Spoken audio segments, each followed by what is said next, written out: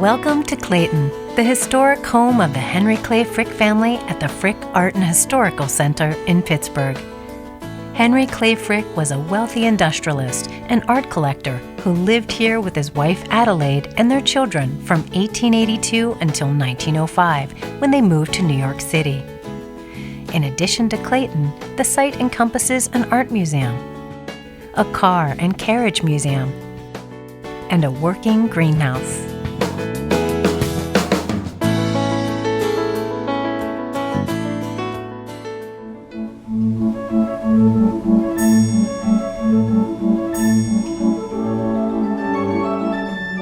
The rooms on the first floor of Clayton are richly decorated public spaces where friends and family would have been received by the Fricks. The parlor, with its lavish wall coverings and Turkish-style furniture, was used for entertaining visitors.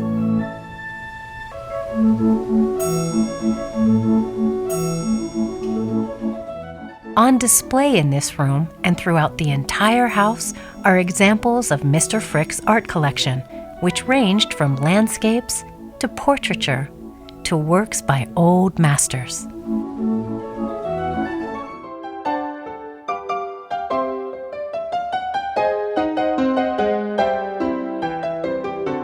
Clayton's dining room was the scene of everything from intimate family dinners to a luncheon given in honor of President Theodore Roosevelt in 1902.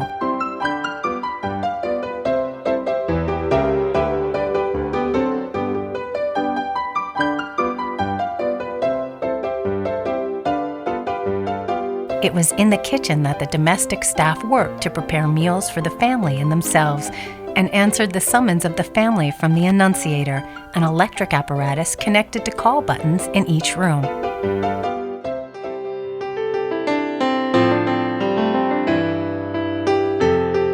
Our tour today will take you up the staircase, past the four ladies of literature stained glass windows, and into the private rooms upstairs. The first room on the second floor is Mr. Frick's bedroom. His role as a family man is evident in the photographs and personal items on display. Many of the works of art you see were purchased by Mr. Frick early in his career as a collector. This bedroom was remodeled during a renovation by architect Frederick Osterling in 1892. And the bathroom was one of a number added to Clayton in 1897. Wealthy businessmen were among the first to install plumbing systems and full bathrooms in their homes. While Clayton boasted several bathrooms at the turn of the 20th century, most Pittsburgh industrial workers were still using outdoor privies.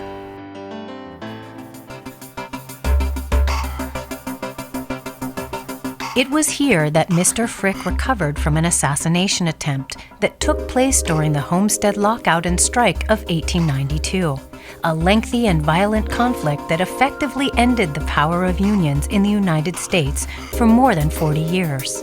When it was time to renegotiate the contract with the Amalgamated Association of Iron and Steel Workers, Frick was given full authority by Andrew Carnegie to create a non-union plant. Negotiations failed with the union, and Mr. Frick barred and then fired more than 3,000 workers and hired 300 Pinkerton guards to protect the plant. When the Pinkertons arrived on barges, a fight broke out and a number of workers and guards were killed. A few days later, Alexander Berkman, an anarchist from New York, entered Mr. Frick's office in the city and tried to kill him by shooting him twice and stabbing him 3 times. Because of the assassination attempt, the tide turned against the union in favor of management, and the strike came to a bitter end.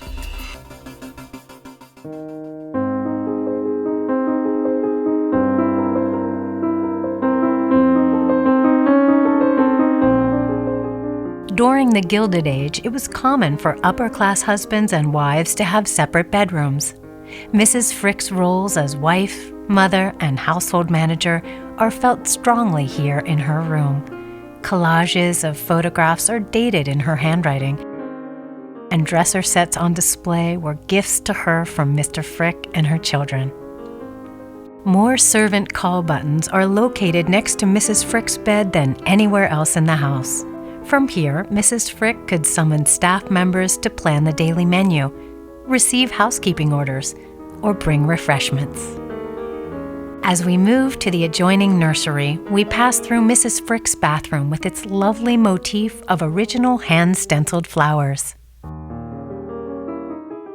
An interesting feature is the bidet, which has numerous control knobs, including one labeled L-Spray that would send stimulating streams of water across the lower back.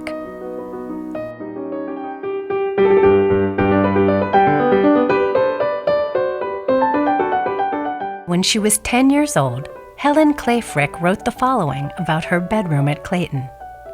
"My bedroom has 3 beds in it. One is Mademoiselle's, the other is mine. No one sleeps in the other.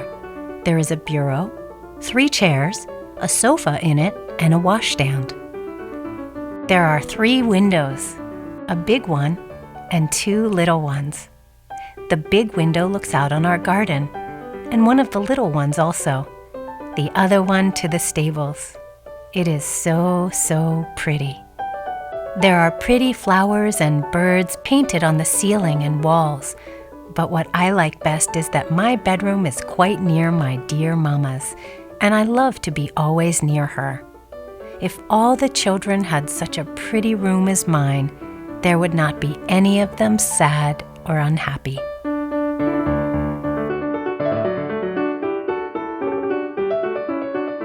A narrow staircase outside the nursery leads to the 3rd and 4th floors. Son Child's room was on the 3rd floor, along with several guest and servant rooms. The 4th floor housed Helen's schoolroom, along with the private room of George Dupre, the family's French chauffeur.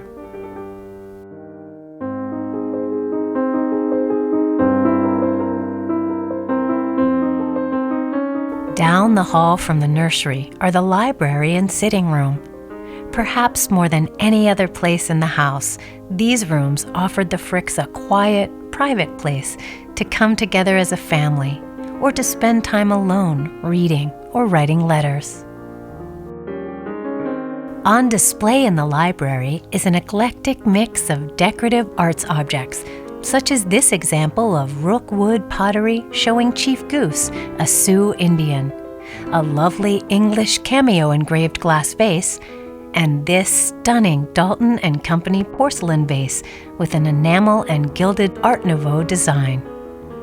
In the sitting room, we find a collection of artworks including Bord de la Seine à la Vapeur by Claude Monet, purchased by Mr. Frick in 1901. Still Life by William Michael Harnett is an excellent example of trompe-l'oeil or fool-the-eye painting.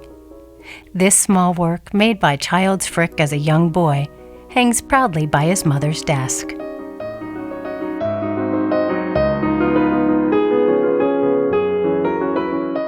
Decorated in cool hues with hand-painted, hand-stenciled floral wall covering, the aptly named Blue Room was one of several guest rooms in Clayton and is the only one on the 2nd floor.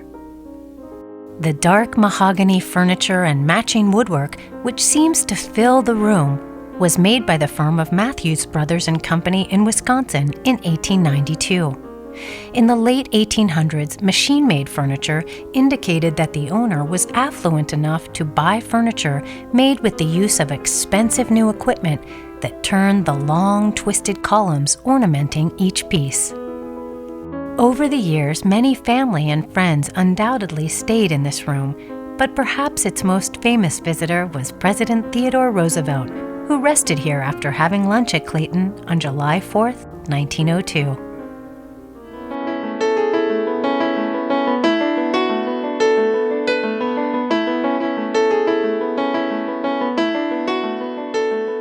The Fricks moved to New York City in 1905. They never sold Clayton and returned a few times each year, in particular at Christmas time. During the 23 years they spent at Clayton, it was a home where the family lived, their household staff worked, and where prominent public figures visited and were entertained.